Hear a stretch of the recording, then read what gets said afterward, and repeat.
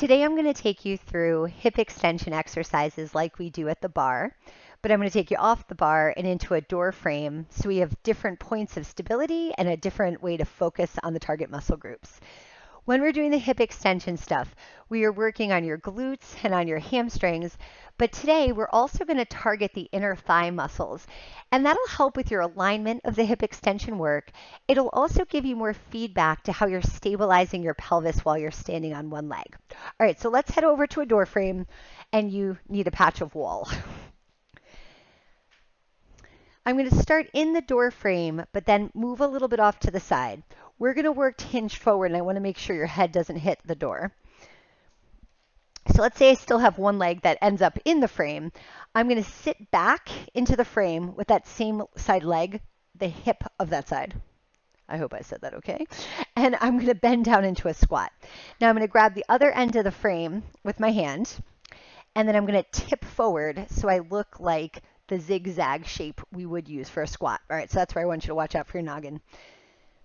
The leg that we're going to move will be reaching back behind, so you look like you're in a fencer's lunge, and I want you to bring your foot right against the wall with your leg parallel.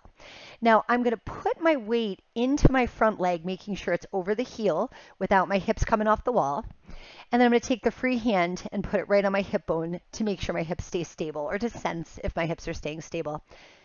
Now, without my foot coming off the wall, I'm going to lift my leg towards hip extension and lower it back down to the floor. Now, the more you can hinge forward at the hip, the more height you're going to get with your leg when you lift it up. When the leg's parallel, though, you shouldn't be able to get the leg higher than the line of your torso. Let's do 3 and 2. Try to work with that knee nice and straight. Hold it up on this one. Now, do a small range pulse. We're going to drop off that end range and then lift up. And I'm still pushing my leg into the wall as I pulse it up and down. I am active in the arm, holding onto the frame, so I feel a little work in my bicep as well. Hold the leg up, and now we're going to turn it. Laterally rotate, so my toes turn off the wall, and then back into the wall. And my heel's still on the wall, pivoting back and forth, turning out. This is another good time where touching your hips useful, because I want to feel this as the leg spiraling in the hip joint with minimal rotation of the pelvis itself. And 3 more of these, and 2, and then stay turned out now. All right, so heels on the wall, toes off the wall. I'm going to go back to lowering and lifting the leg. In a turnout, you may get a little more height in the range of motion, but it's more important you focus on keeping that knee straight. You'll feel your glute contracting to lift the weight of the leg. Hold the leg up. Let's do those end range pulses. Drop and lift. Are you still pressing into the wall? And push up. And that leg staying long, reaching out through the toes.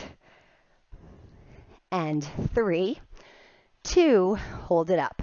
All right, this one's tricky. Keep your heel touching the wall. Bend your knee out to the side and extend it. And we're just dragging the heel back and forth. The leg you're standing on should be mighty tired by now. My foot's naturally flexing a little, pointing away. Let's do 5. Keep turning that knee out. Reach for that height.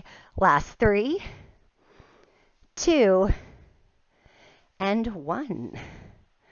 That's the series. All right, you're going to turn around and repeat all of that again on the other leg for a perfectly balanced hip extensor workout.